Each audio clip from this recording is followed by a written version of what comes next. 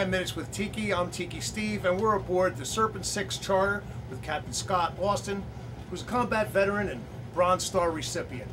We're going to be having Congressman Murphy come on here, and we're going to be talking about the water, what he's done, what his future is, and we'll take it from there.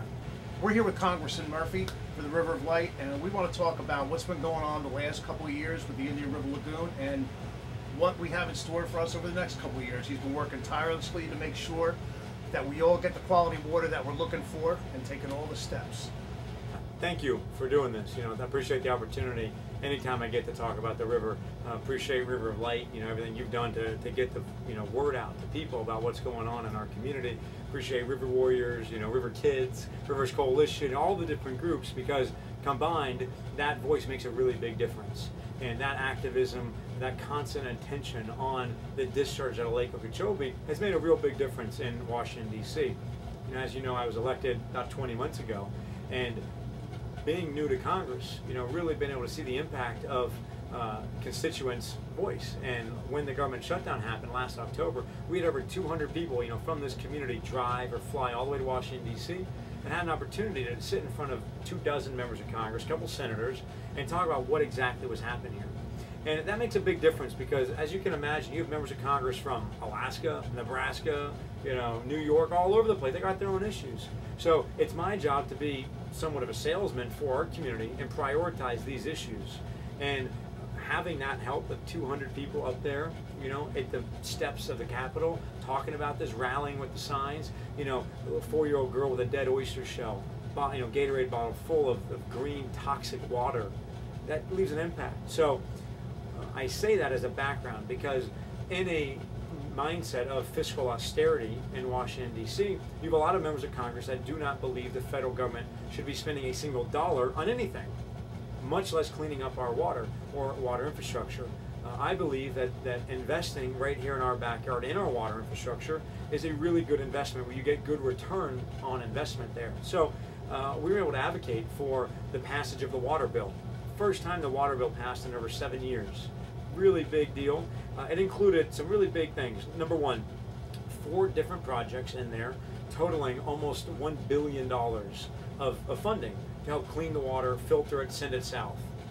Number two, $400 million of credits to the South Florida Water Management District for work that they've already done. We had an amendment in there to help clean up some of the red tape, some of the bureaucracy between South Florida Water Management District and the Army Corps of Engineers, so there's not so much nonsense between the two. They can streamline and move quicker with these projects.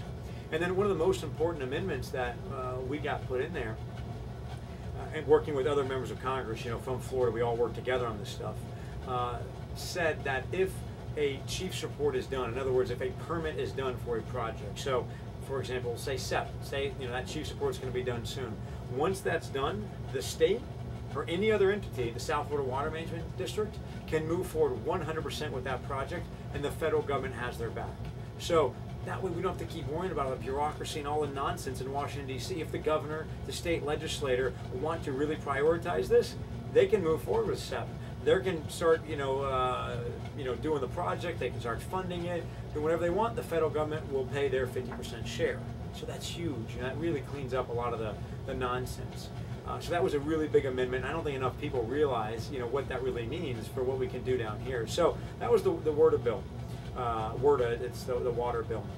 The second big thing we got done was working with the administration. We got $38 million included in the budget from the administration for C-44. And, that's 100% of what the Army Corps asked for.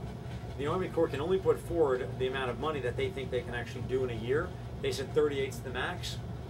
The administration put that in their budget, 100% funding for next year on C-44. So once you start that sort of funding, they've done phase 1 more or less, now they're on to phase 2. Once you start that, they're not going to stop it. You wouldn't spend that money then not finish it. So we're really optimistic they're going to keep this project, funded and keep moving with it. So that's a really big win. Another area, we've really tried to focus on, not only is the long-term, movement to send that water south and the long-term solutions with SEP, etc., but some of the short-term things. In the near term, there's a lot, in my opinion, that can be done, like water farming.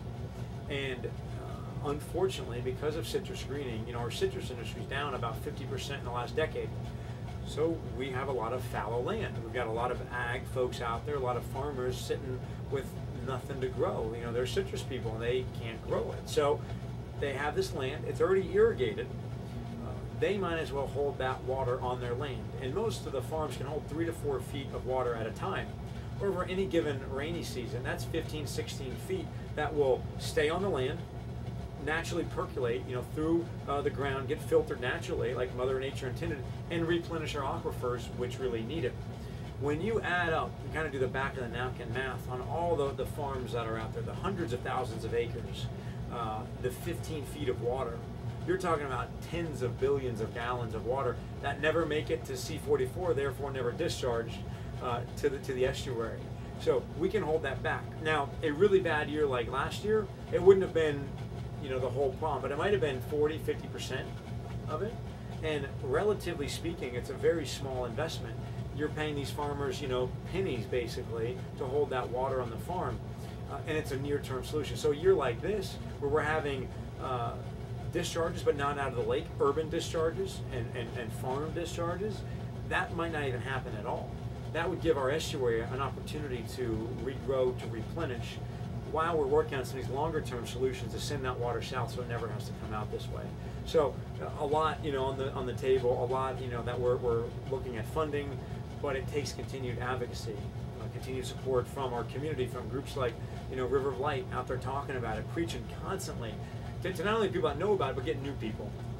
You know, that's the key, is getting out there to the people that maybe fish and dive and like the water, but don't know why it's so dirty. Absolutely. But we got to educate them, you know, and we got to educate my generation and you know, younger generations, so that this stays something that's at the forefront of everyone's mind. Congressman Patrick Murphy, and we really want to thank him for coming out and talking to us about what he's done and what his plans are for the future for the water. And hopefully everybody stands behind him. He has been a champion for us, so let's just keep him where he is right now. Thank you.